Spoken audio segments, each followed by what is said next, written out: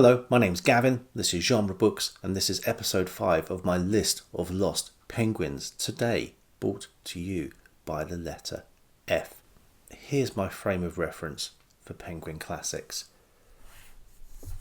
This is what I call the first penguin classics. There were penguin classics before, they were called the penguin classics. For the purposes of these episodes, I'm starting here. We then move to the range the books were eventually dropped from, which is this cream bordered range of penguin classics. You can see one of the problems this range had here. This was not white. These were all color coded. It is the first thing to fade on these books, unfortunately. But when this design was changed from the cream border to this style of penguin classic, some titles were dropped, and that is what I am focusing on. There have been many ranges of penguin classics,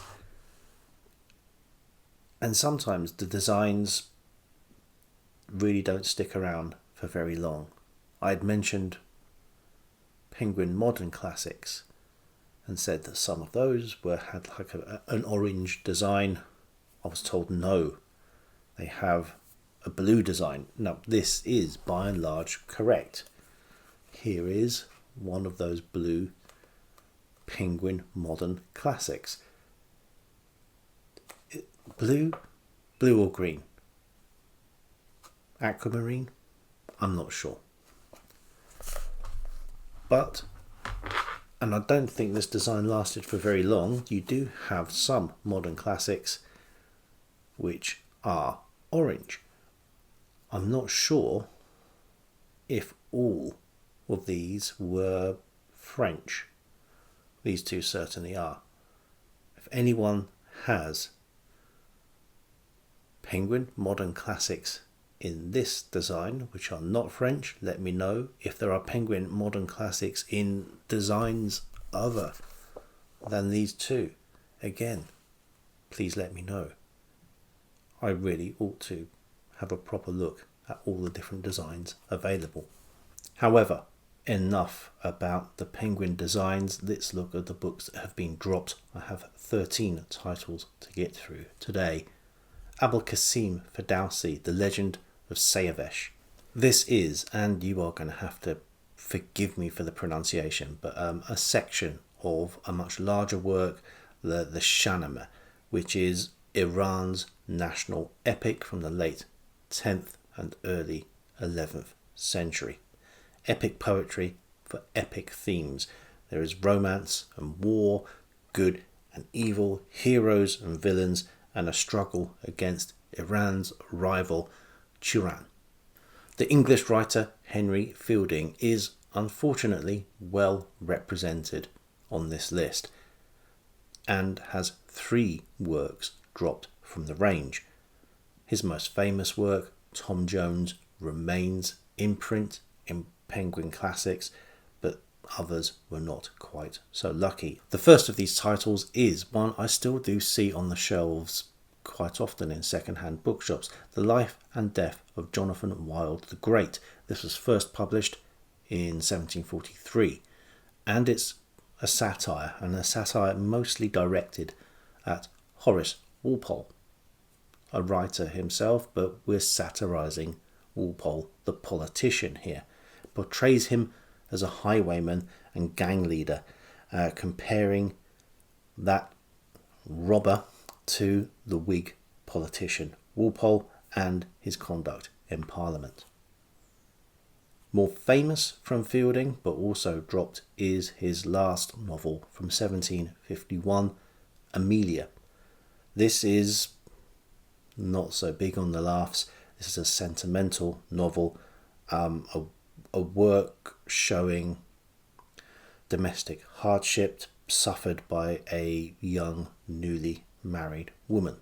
And finally, from Fielding, his last work, or one of his last works, it was certainly something that was published posthumously in 1754. It's a piece of travel writing, The Journal of a Voyage to Lisbon. Anecdotes, politics, morality and humour. And speaking of humour, also dropped 5 Italian Renaissance comedies, edited by Bruce Penman, and those comedies are Mandragola by Machiavelli, obviously not best known for his comedy plays, but there you are. Lena by Ludovico Ariosto, best known for Orlando Furioso.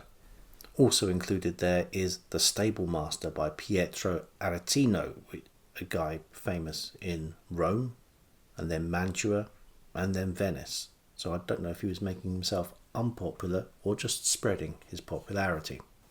The next work, not a person but a dramatic collective, G.L. Infranati and their work The Deceived, a dramatic and literary circle in 16th century Siena, presented here as a collaboration, not entirely sure who the writer was.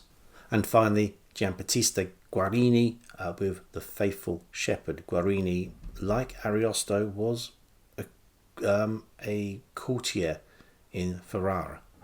I nearly said courtesan. That's a very different thing. Some of those names might not be familiar, although Machiavelli surely must be. But everyone's heard of Gustave Flaubert. And Flaubert has had titles dropped from the Penguin Classics range. I was a little bit surprised at that. The Temptation of St. Anthony from 1874. A philosophical novel, sometimes looking like a play. This took him over 30 years to write and rewrite to his satisfaction. Also dropped Bouvard and Pecuchet, a tragi-comic novel of bourgeois life. Follows 2 clerks and their various misadventures. The Penguin Classics edition also included the Dictionary of Received Ideas, now dropped. Next up, a German novelist and poet in the realist vein, Theodor Fontane, and 2 novellas in one book, The Woman Taken in Adultery and The Pockenbull Family. Fontane, I'm not sure how to pronounce it. He only started having his work published at the age of 58 after he had retired from his job. I believe he was a banker. He's best known for Effie Briest, Untangled Paths, and Frau Jenny Treibel. But these are 2 lesser known works that just did not stay in the range for all that long. Some Jacobean and Carolinian drama now with John Ford, 3 plays. 'Tis Pity She's a Whore, The Broken Heart, and Perkin Warbeck. John Ford was a serial collaborator in his earlier Jacobean years, but these works are all, as far as we can tell, solo pieces. And not the only Jacobean plays to be dropped in this episode. 4 Jacobean city comedies. The Dutch Courtesan by John Marston, who was a friend and I think co-writer with John Ford. A Mad World, My Masters by Thomas Middleton. The Devil is an Ass by Ben Jonson. And A New Way to Pay Old Debts by Philip Massinger. Plays don't seem to be doing very well this episode. We've got the Italian Renaissance comedies gone, the John Ford Jacobean and Caroline dramas gone, the Jacobean city comedies gone, and now 4 Tudor comedies edited by William Tideman. Jack Juggler, Gamma Gersten's Needle, Mother Bombie by John Liley, and Royster Doyster by Nicholas Udall. And in case you thought it was just comedic works being dropped this week, the final piece to mention is a memoir or autobiographical account, edited in a condensed edition by Nigel Smith. I say condensed, still managed to condense it down to only 576 pages. This is George Fox, the journal, the founder of Quakerism, a work not renowned for its belly laughs, nonetheless dropped from Penguin. As we've seen, no one is quite safe when it comes to the Penguin editorial board's chopping block. George Fox maybe consider himself unlucky, but he's should be heartened by the fact he's in the company of people like Machiavelli, Flaubert and Fielding, some big names which can't have sold well enough. Until next time, bye.